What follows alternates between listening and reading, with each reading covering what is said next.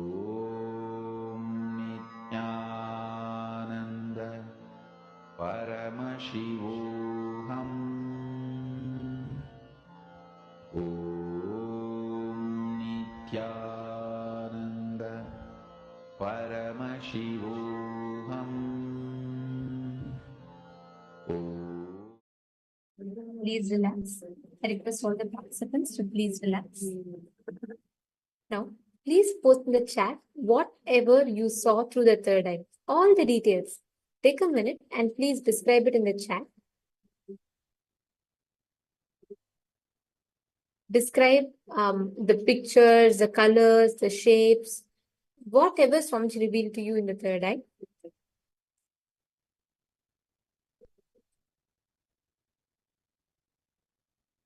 Yes, as you all can see, this was the exact image that was projected for all of you. See, throughout the day today, we're going to be preparing and addressing one of the most crucial aspects of your life. So please make sure that each of you are doing through the day, manifesting these powers and practicing with them.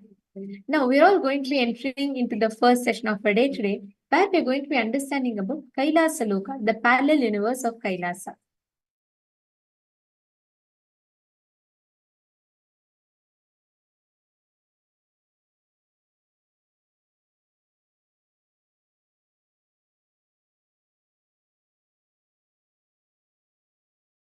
Sanatana Hindu Dharma reveals about this cosmos.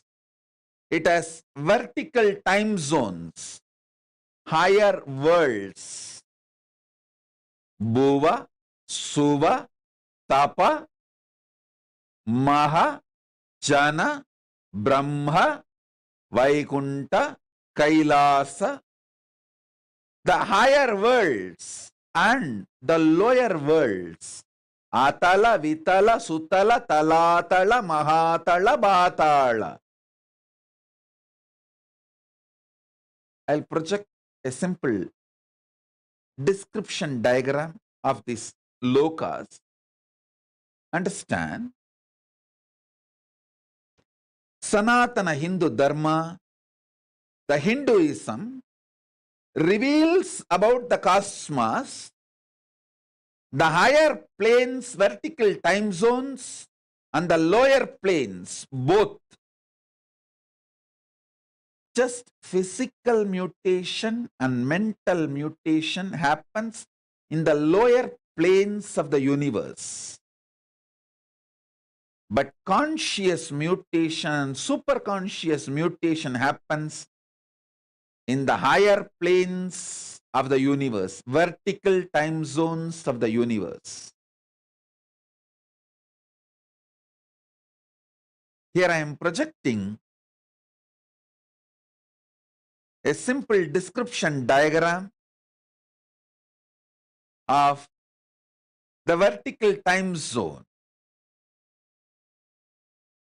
So understand,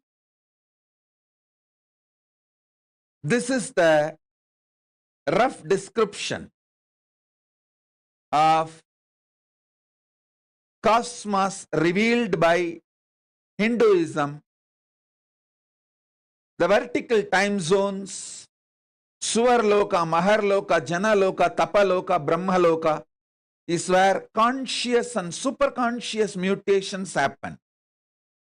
The lower worlds, Atala, Vitala, Sutala, Talatala, Mahatala, Batala, Rasatala, in these worlds, just physical and mental mutations happen. So understand, this Brahmanda, cosmos, is focused on giving superconscious mutation to all beings and ultimate oneness, Paramadvaita Anubhuti.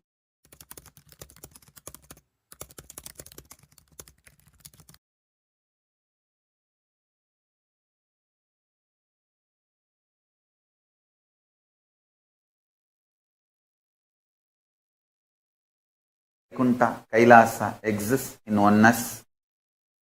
same time zone, and all the Trinity, Brahma, Vishnu, Rudra, are all in oneness with me, Paramashiva.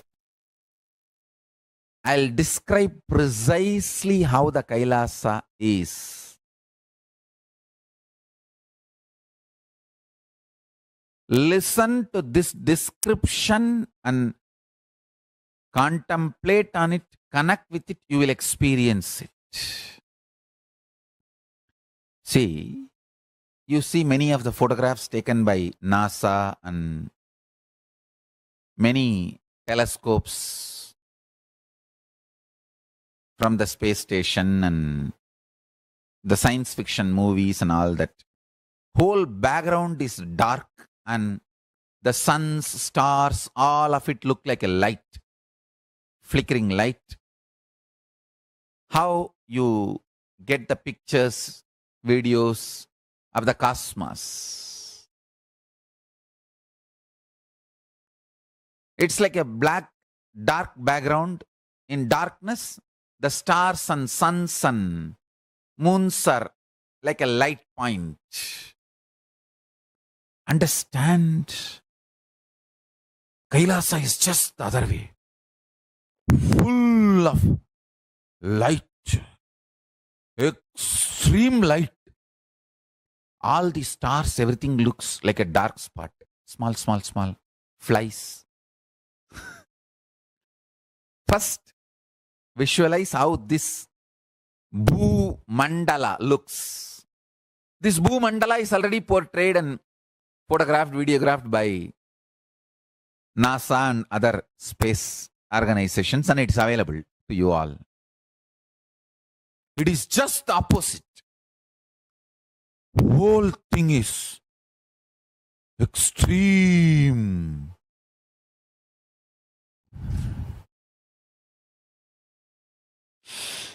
Extreme light. Understand? Even if you try to visualize this, your third eye will open. It will start just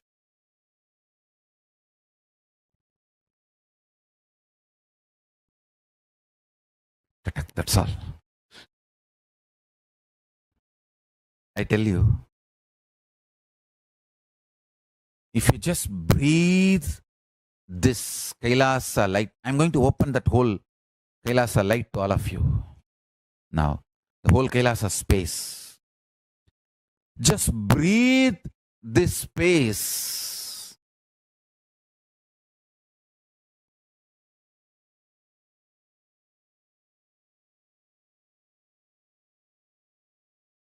First, the Parama is the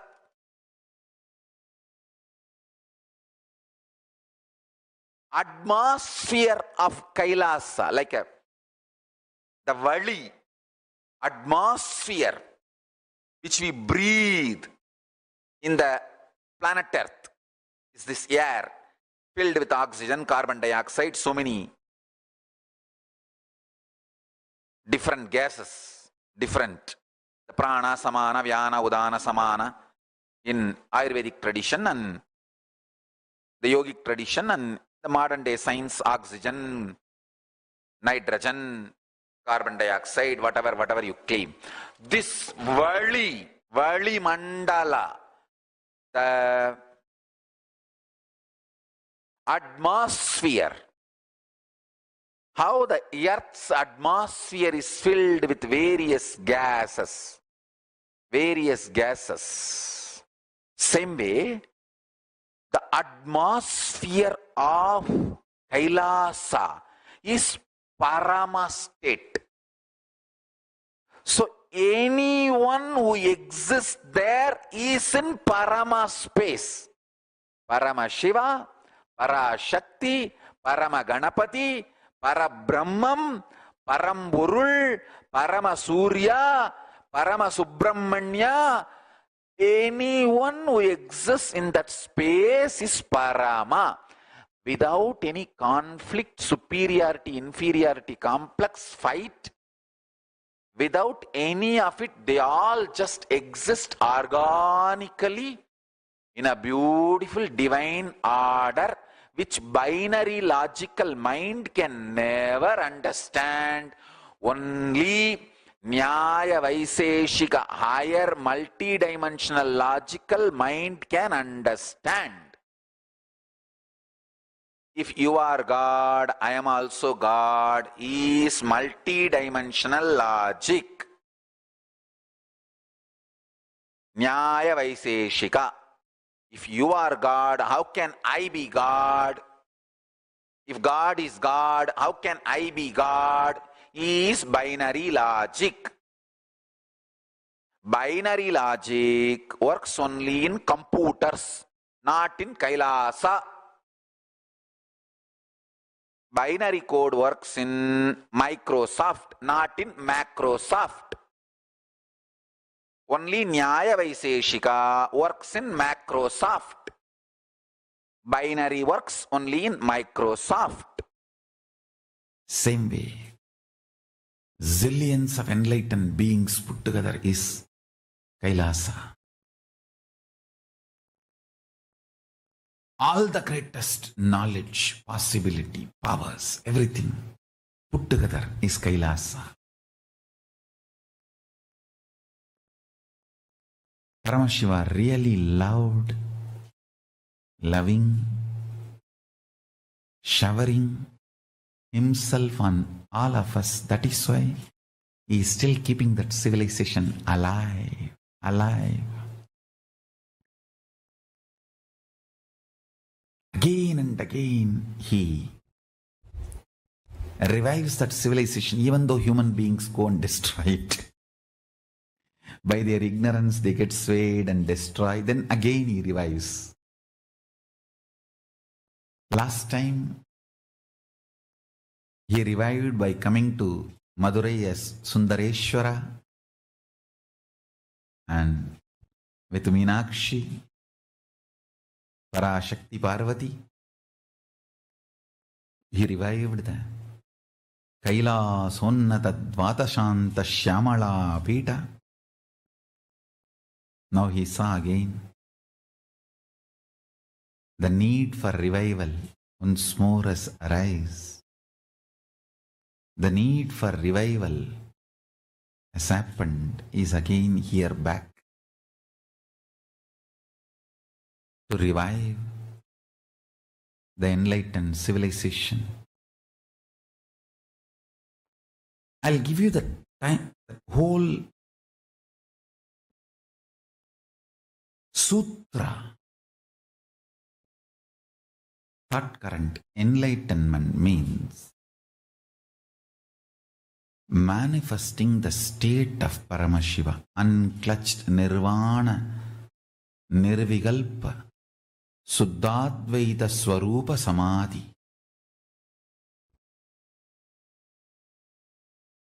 It is not thoughtless state, it is patternless state.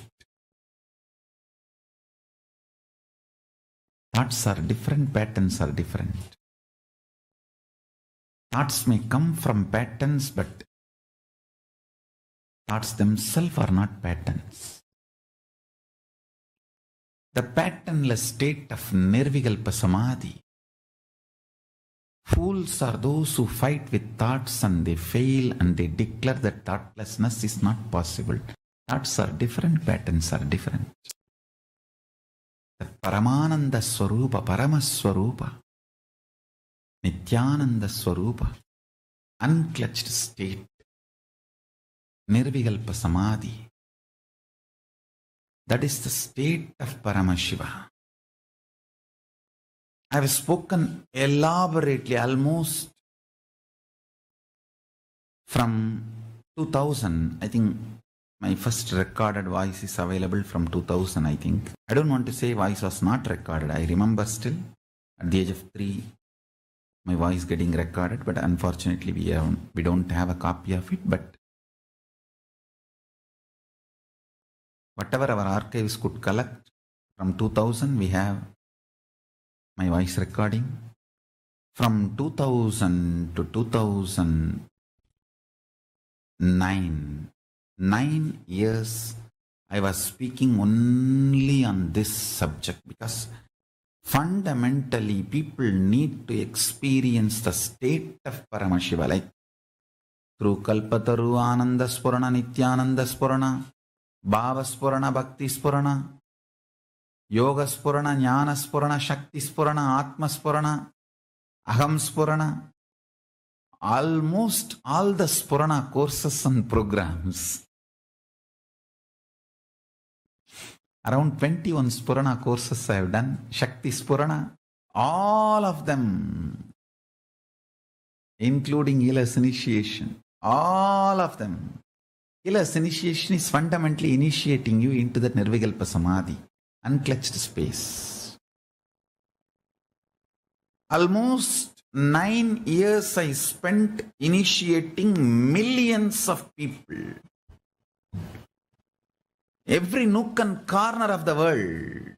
That 9 years, the way I traveled all over the world to reach out to people. Organization was started in 2001 in Tiruchengodu, but my public life started in 2000 itself in Tiruvannamalai, doing the Chandi Homa in Tiruvannamalai, Rajarajeshwari temple, which is just in front of our ashram. Those days it was in our devotees' hands. From 2000 till 2009, I can say, I was working, creating millions of people to experience the state of Nirvikalpa Samadhi, state of Paramashiva.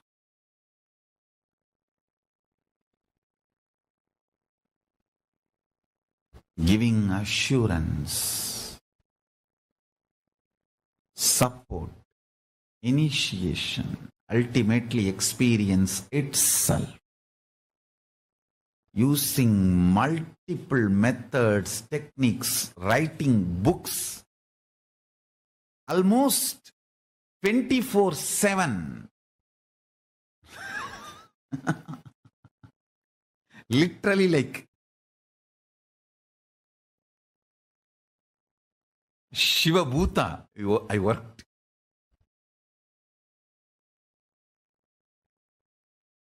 The valor with which I used to work in those days.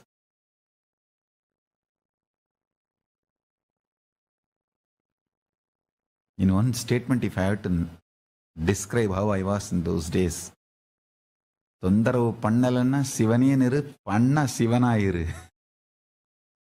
It's like, people don't disturb you, be Shiva. Just remembering. If people disturb you, be Shiva.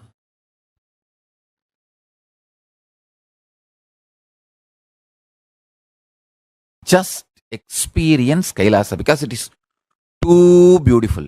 And one of the important point is Kailasa does not have a gate. It neither has a gate nor has a door. It is an open, free entry for all.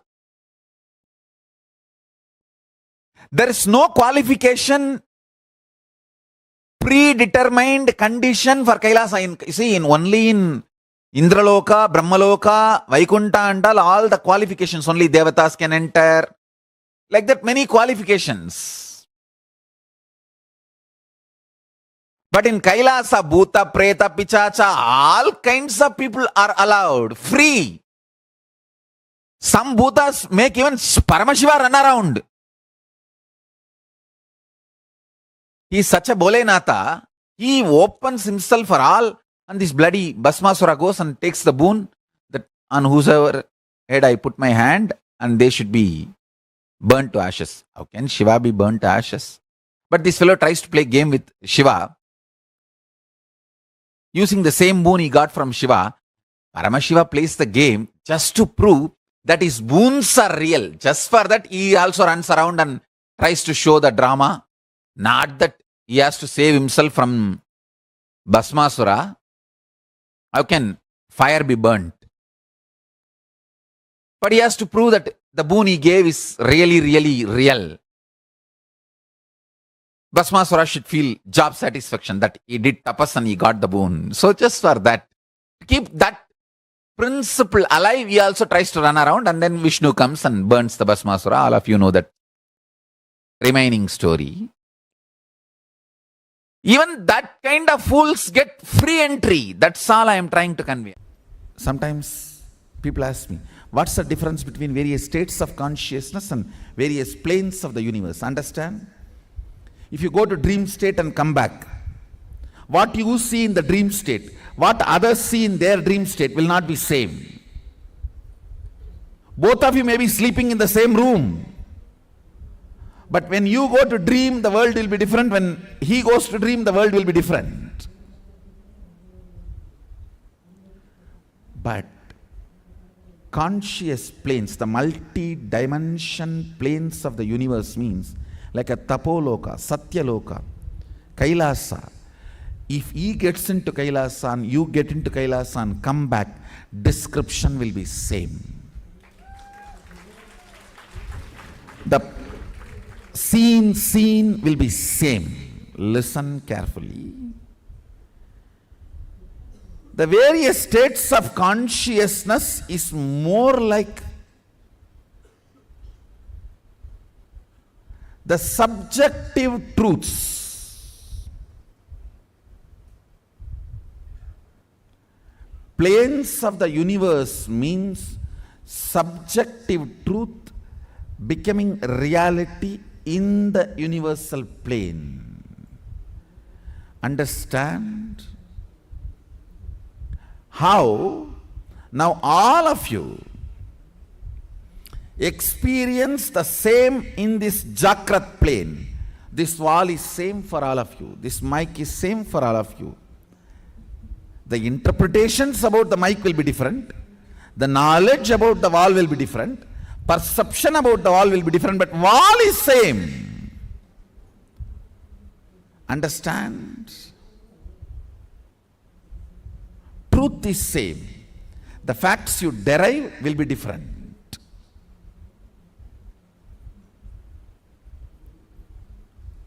So this is the plane of Bhu.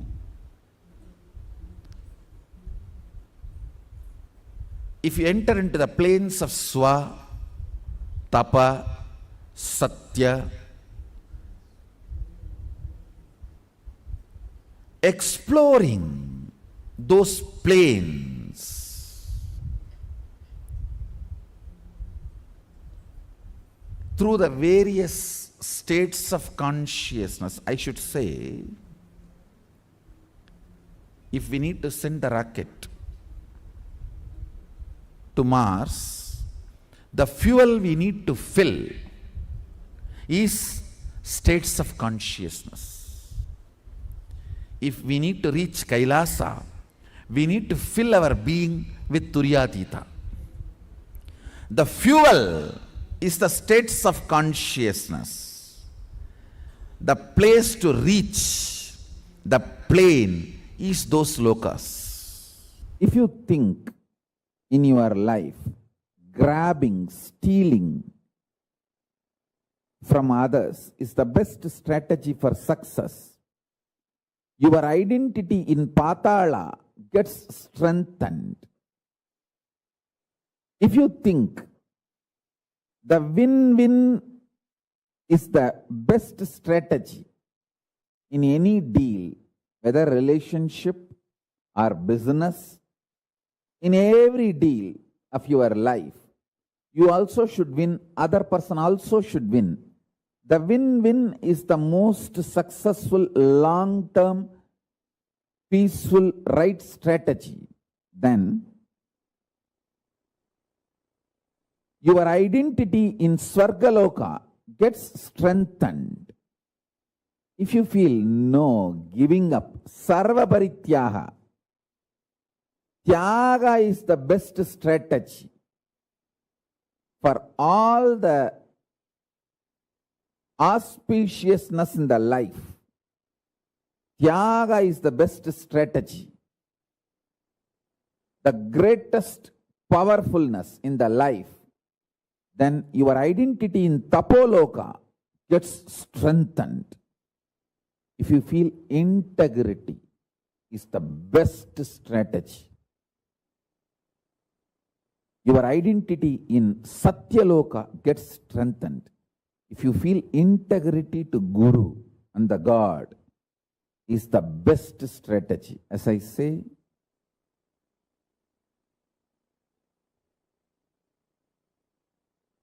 Paramashiva revealed many times the manifest form of Paramashiva is Guru.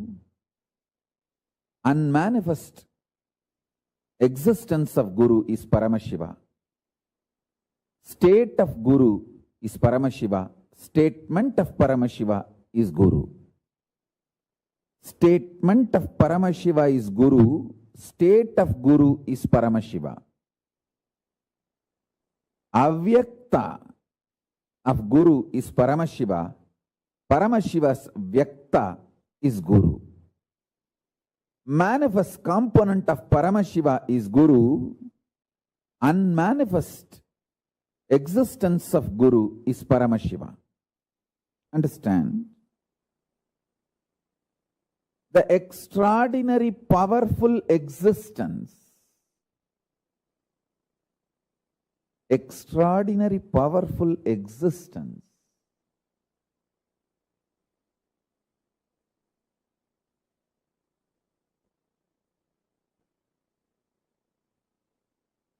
of Paramashiva in his avyakta, unmanifest, remains as Paramashiva. In his manifest, he becomes Guru. Some of the powerful cognitions I repeat, so it enters into your very core cognitions, your very being, your very core. That's the reason I repeat some of the right conclusions, the conscious conclusions you need to arrive. So let me give you the deeper truths now.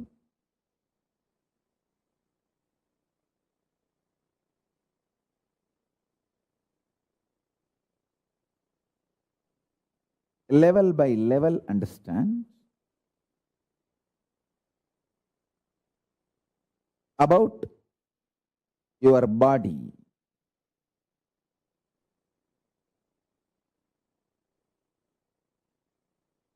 Be very clear. You have 14 bodies you carry. In all these 14 lokas, each loka you have one body through which you enjoy that loka, you experience that loka.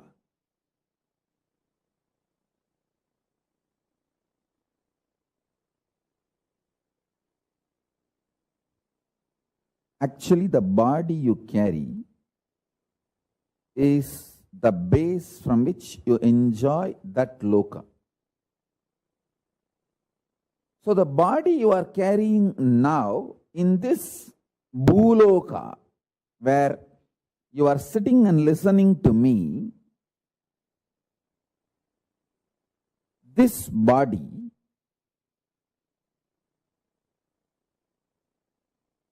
has only one relevance to the body you are carrying in Kailasa or the body you are carrying in Batala, the lowest and highest.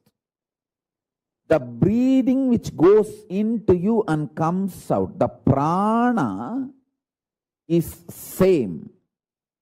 The prana which goes into your body, in this body you are carrying, goes up to the body you are carrying in Kailasa and goes up to the body you are carrying in Patala. All these 14 bodies are stitched with one sutra, one thread called the prana functioning in you.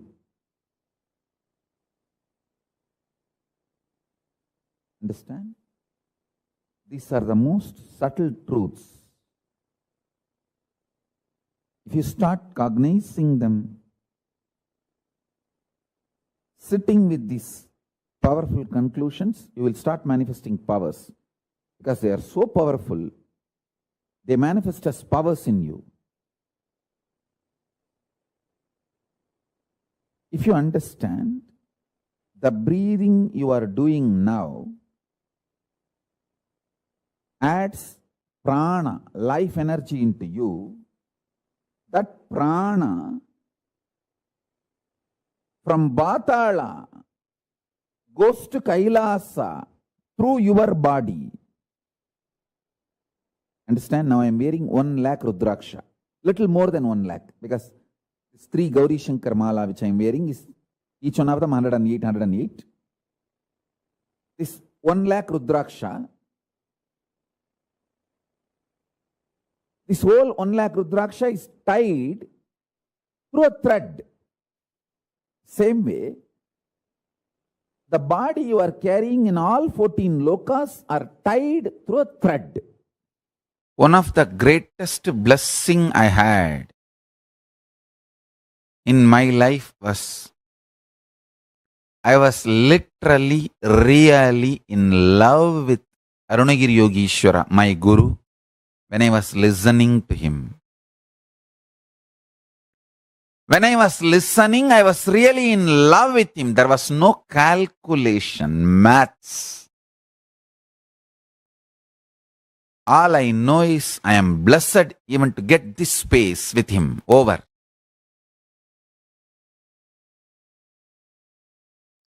And if my guru has said,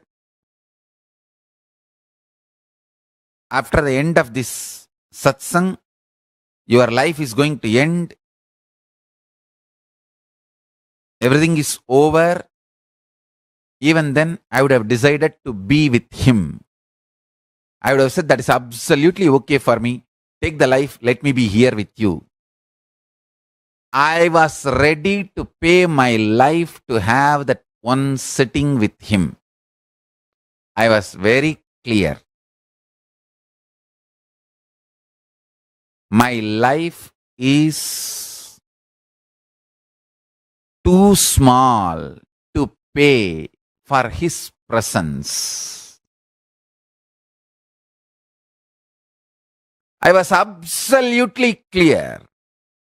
If he demands my life, I will, without even having second thought or any maths, I'll just give him. Because I know the logic with which he was functioning is worthy of paying millions of lives. Understand?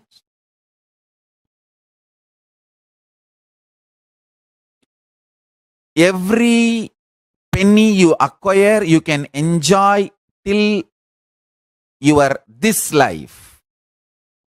Every powerful cognition you acquire, you can enjoy as long as you exist. Accumulation of powerful cognitions is the most important life purpose. That is the most important life goal. That is the greatest life wealth. Understand? Whenever we are beaten, agitated, flare up, how our energy responds to our self, world, and cosmos and God. If that is based on powerful cognitions, you are living enlightenment. The logic with which my guru was functioning was absolutely delicious. It was absolutely ecstatic. I was ready to pay not one, multiple lives to him to receive that. Understand? my simple declaration of my integrity to my Guru, even though he neither demanded anything before the Satsang or after the Satsang, he just mapped Kailasa into my inner space, lifted me to Kailasa, brought Kailasa to me.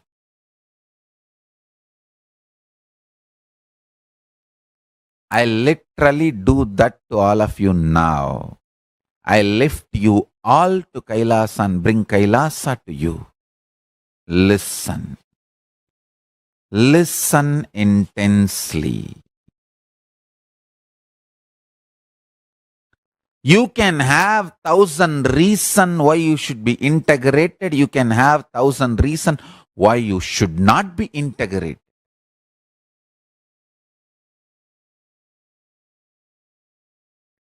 If you decide for integrity, you can lift yourself to Kailasa and bring Kailasa to you. It is all about your simple decision. That's all. Nothing else. Decision. Simple decision. When you make simple declaration of integrity, the spiritual umbilical cord connection between you and Paramashiva is immediately connected. Like an electric shock, the Kailash energy enters into you.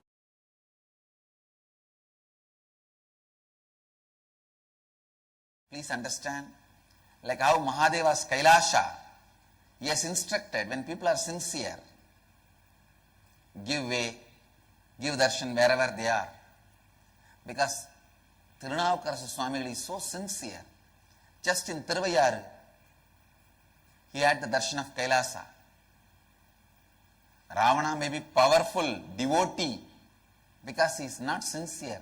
He could not carry Kailasha to wherever he wants. Power does not move Kailasa.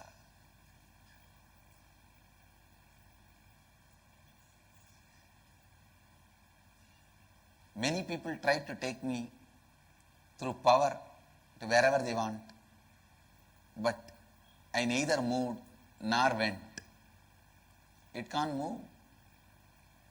But for many people, wherever they are, I went and gave them darshan.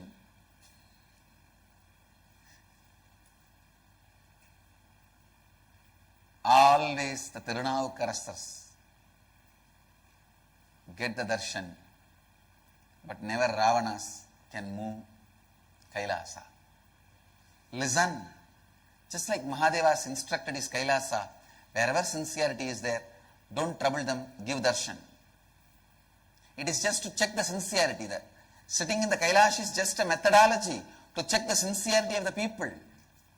So if they are sincere, they don't need to take the struggle, give way and give darshan.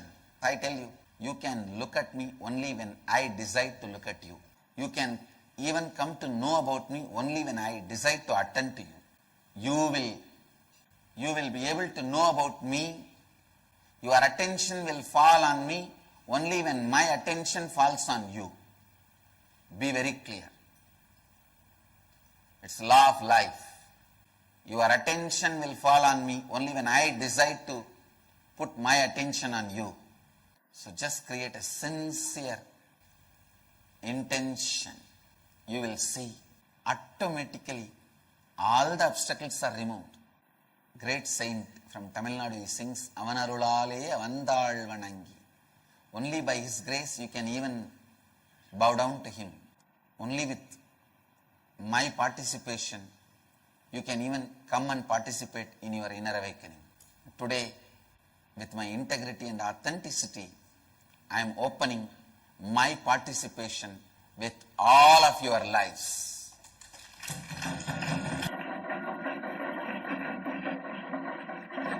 With integrity, authenticity, responsibility, I commit with you all. Make the sincere intention I'll make it into reality. Listen intensely. First truth. Tell Paramashiva, I know you are real. Second truth. Not only Paramashiva is my first priority, he is the only priority. Third truth. Let my independent intelligence, consciousness, my will to feel good, bad, right, wrong, my individual soul exists only as extension of Paramashiva.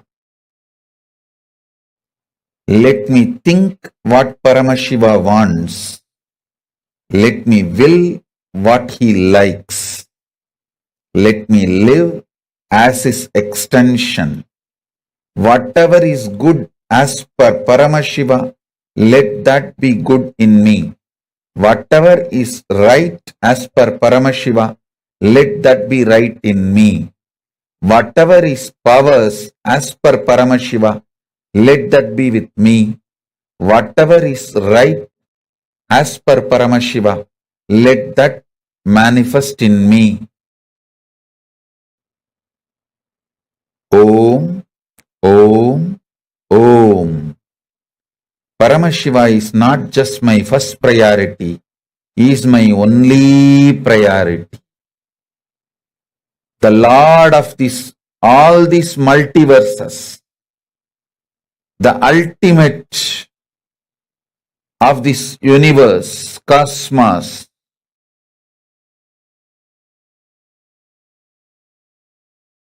Om.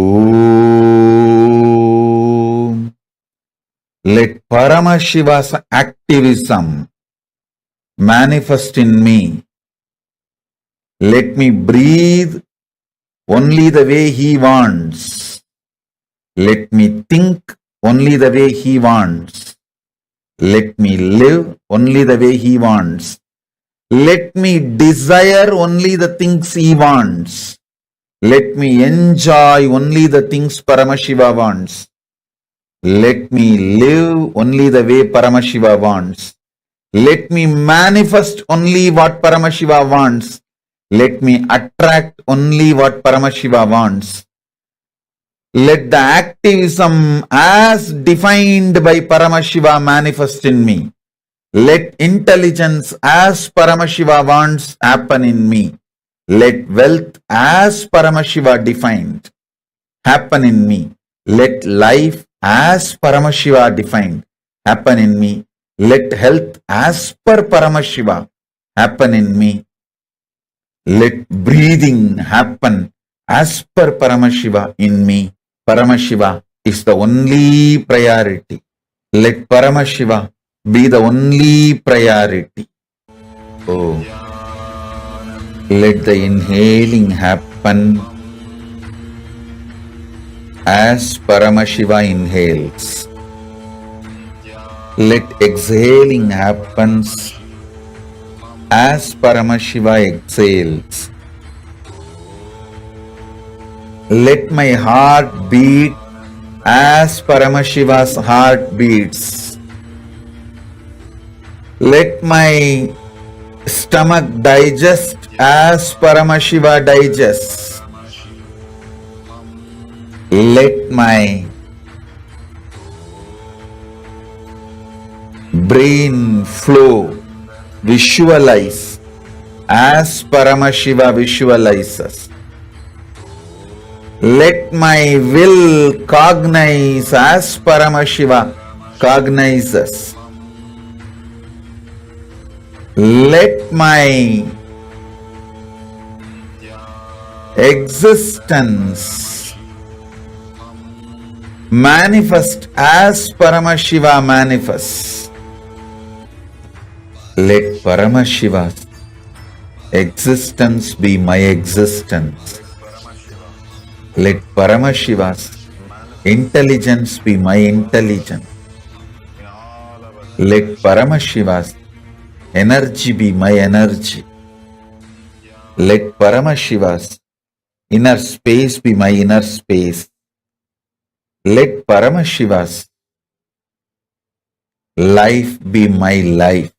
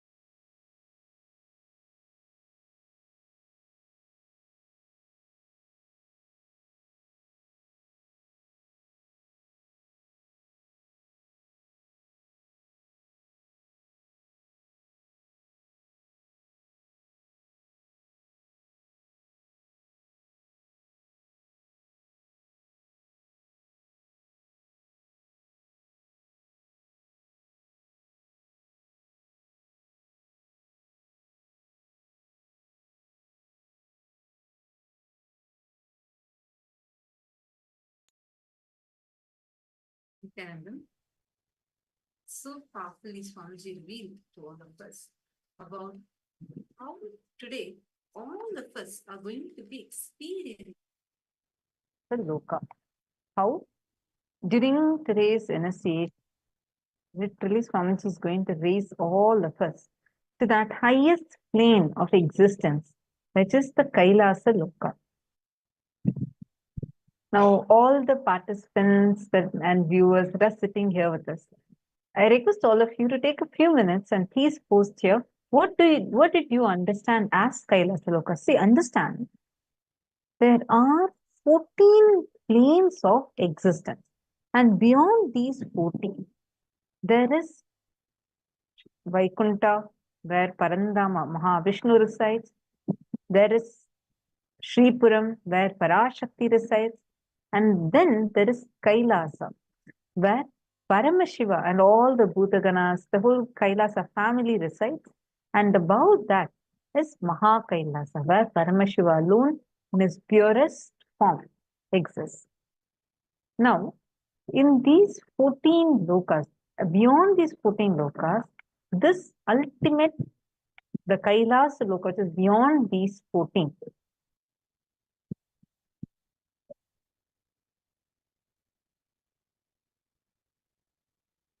that loka is called as the Kailasa loka. Today, we are going to be experiencing that plane of existence.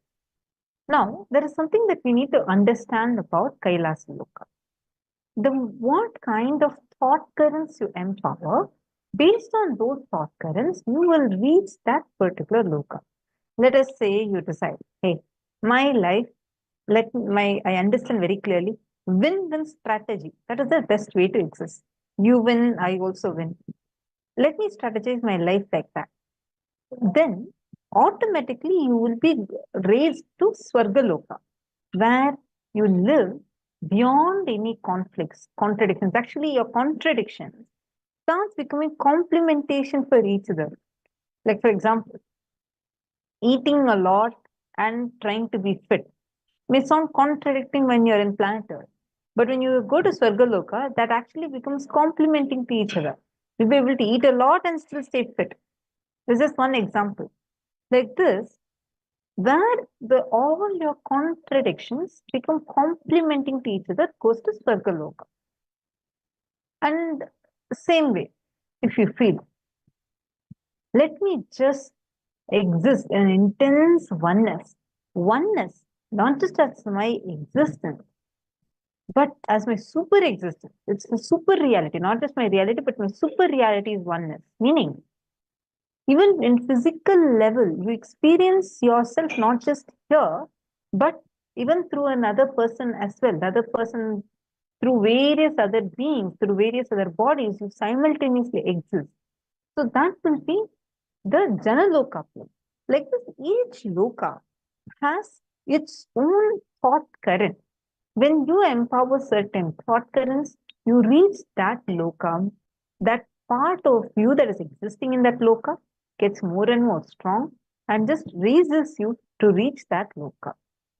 When you decide, I know integrity to Swamiji. That is the best thing for me. Automatically, you're raised to reach Kailasa itself. Directly, the gates of Kailasa are open. Actually, Kailasa, Swamiji said there is no gates for Kailasa. It's always open. You will be raised to reach Kailasa. So, to reach Kailasa Loka, the thought current that you need to empower inside of you is integrity to Guru, Paramashiva, who himself has come down as Guru, having highest integrity to Swamiji. That's all, nothing else. I don't bother about anything else in my life. I only bother about my integrity to Swamiji. That's all. My whole life decision, everything will be on this. The moment you decide based on this, whatever you do, whatever way you function, you will see in your life, automatically everything else will get aligned. Simply, you will be raised to Kailasa. And today, irrespective of what kind of qualifications you have, what you have as your abilities, what you have as your, the goodness or badness, none of that is going to matter, because not using your credibility or your potential, instead using directly Swamiji's own power, using his veto power, Swamiji is actually going to be lifting us all, raising us all to his frequency, and raising us, lifting us to the Kailasa plane.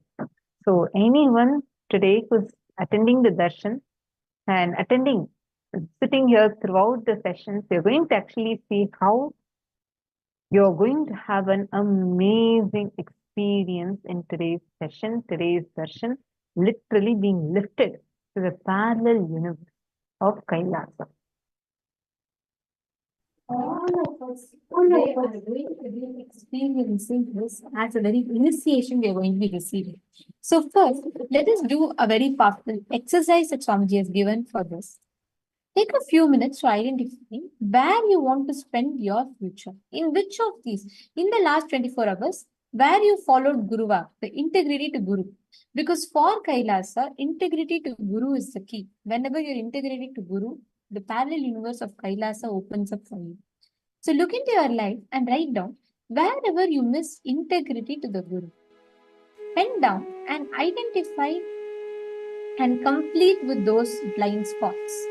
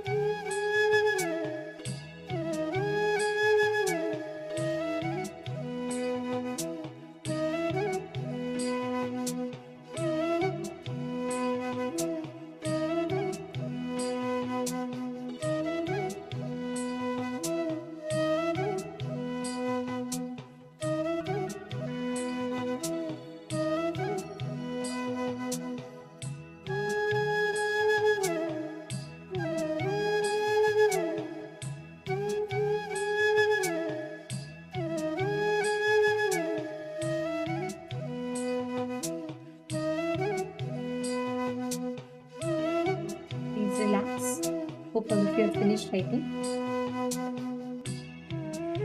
Now, in all the aspects that you have written down,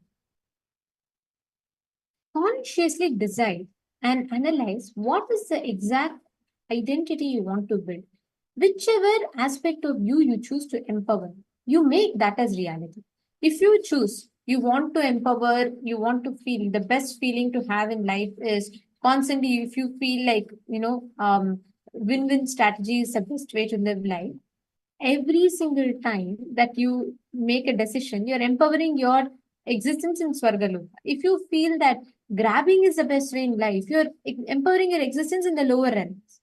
If you feel surrender, integrity to Guru is the best way to live in life, you are awakening your powerfulness in that aspect of your life. We're all now going to be understanding about how you can manifest this space. See, when we say integrity to Guru, when we say that, when we want to experience, whether it is confidence, whether it is completion, the first and foremost thing that it starts with is you taking the ownership for your life. So before we enter into that, today, as we are all going to be learning about manifesting leadership consciousness, we are going to be manifesting the power of being able to connect to the devices, being able to operate devices through the third eye. So first and foremost, we're going to be starting with manifesting the power of connecting to the silicon device. See, Swamiji tells silicon, the material that silicon is made of. Basically, any electronic gadgets, the core material is silicon. The silicon is made of silica, which is basically from the earth element, derived from the earth element.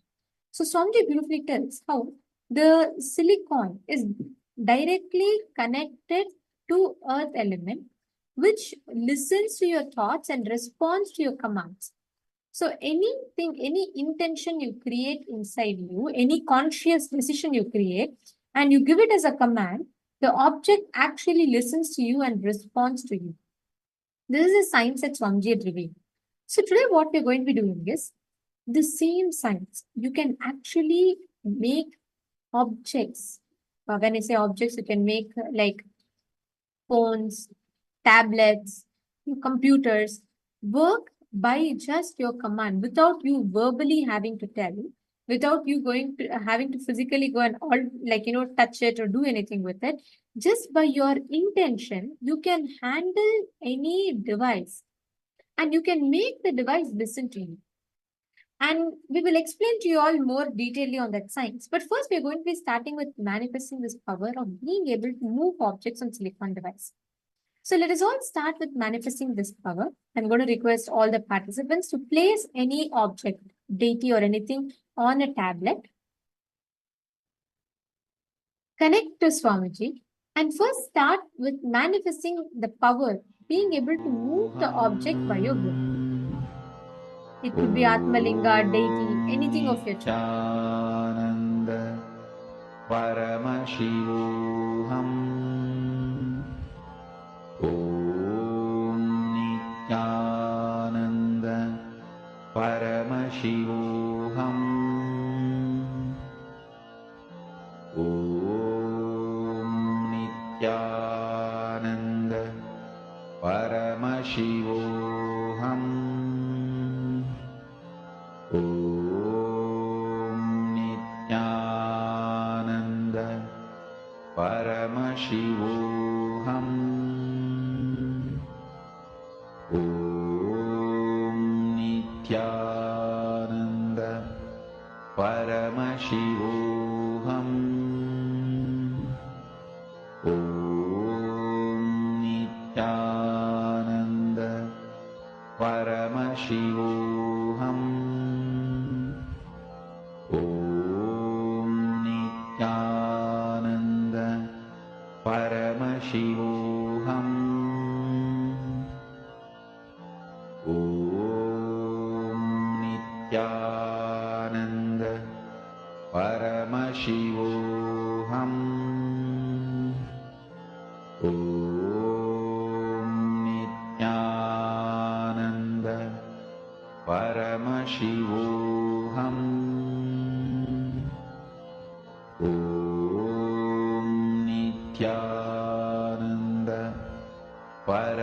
Paramashivoham.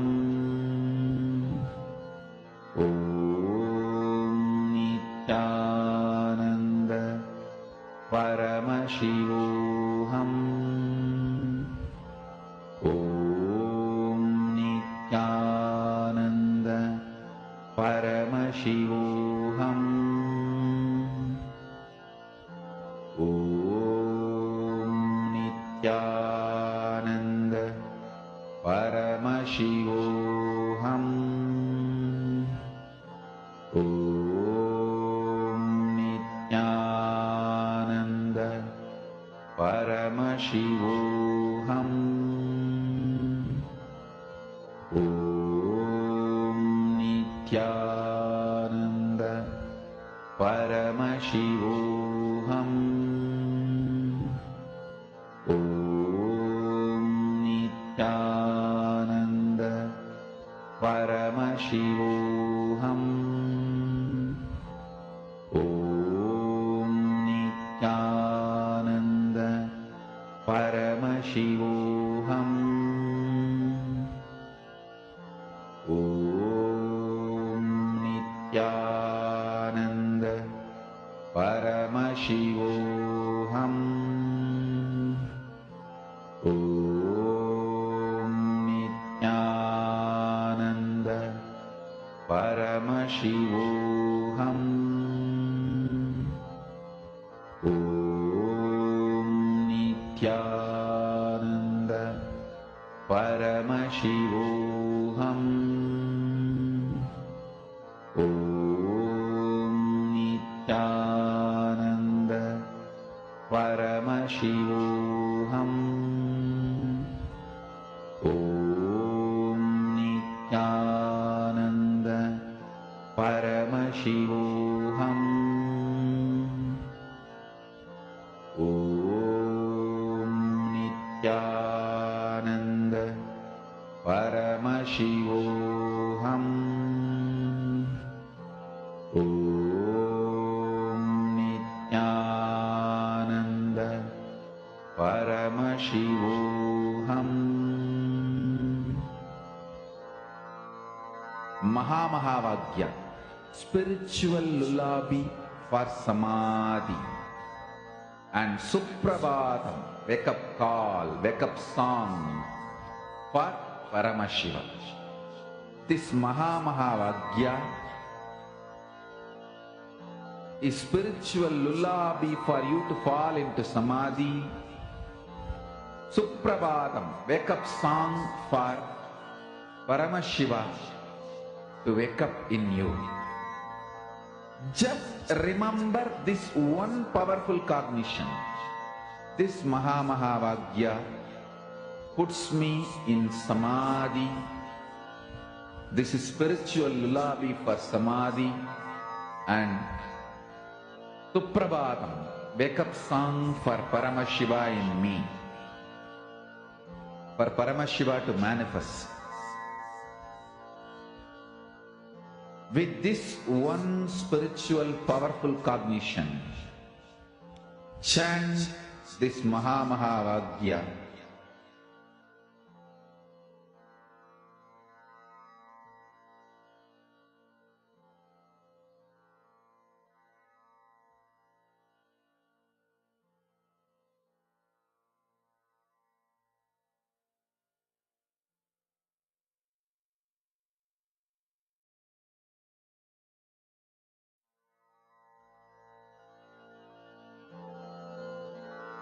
Mahamahavagya, spiritual lullaby for samadhi, and Suprabhatam, wake up call, wake up song for Paramashiva, for Paramashiva to manifest.